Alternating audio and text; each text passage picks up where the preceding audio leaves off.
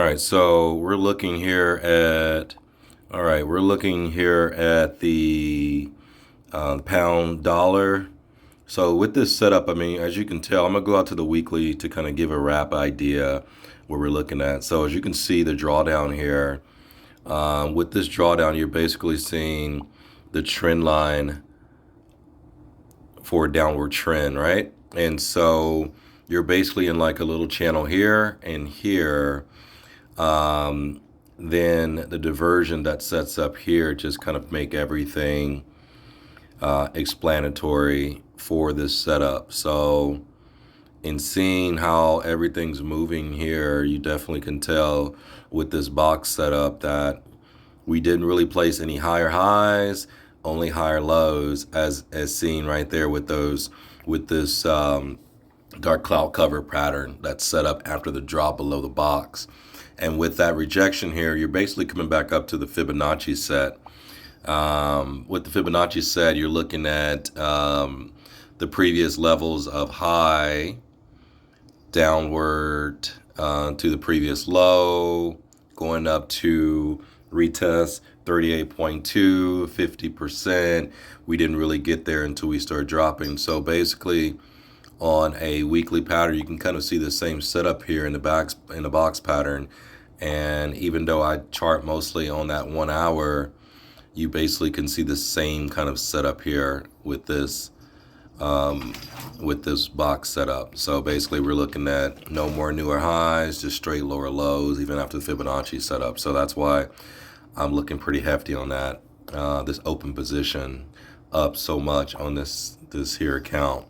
But even that being said, go down to your daily, you'll start seeing that similar structure of the breakdown, as well as the box during the continuation to no newer highs, lower lows, and then where I chart from the 4 hour down to the 1 hour. And with the 1 hour, knowing the pattern is going to consist, I'm basically drawing my chart pattern here. And knowing that we had a breakout and we had a continuation to a retest to a drop, continuation. We tried to make a newer high here. Couldn't really break through that. So basically it was just a downtrend. And once I noticed that we came back and we retested up here, that's when I took that buy. As you can tell, my dotted green lines there. That was like a perfect entry buy on that retest drop.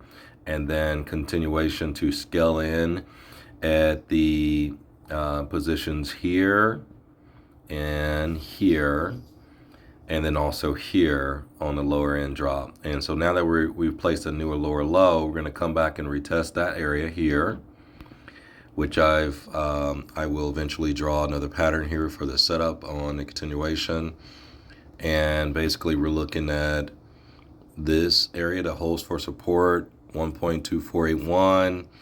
And if we hold for support, then we'll be in good standings. But what I'm going to do to reserve some of these profits, come back up to where the structure is at 1.24966. And that's where I'm going to be placing all my stops to capture all these gains.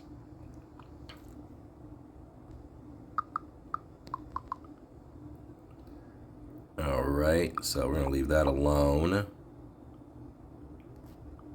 And let's verify this one more time, see where the pattern is. 24966. Okay. All right, here we are. We're not really concerned with what happens. We're just trying to protect profits at this point because our thesis have already standed correct, with the ECB discussing rate decisions for July, as well as hiking inflation is basically inevitable at this point. So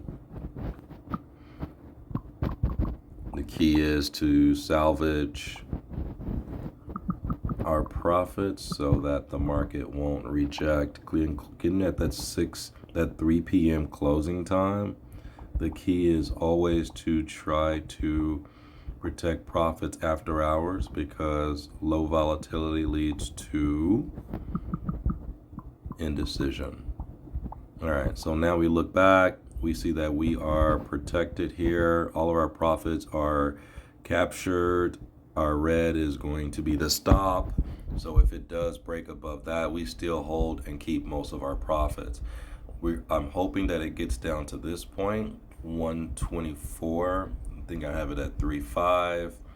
If we do, I mean, we're looking at somewhere around like a 10 to 1 or 1 to 10 risk reward. So I'll be very happy with that setup.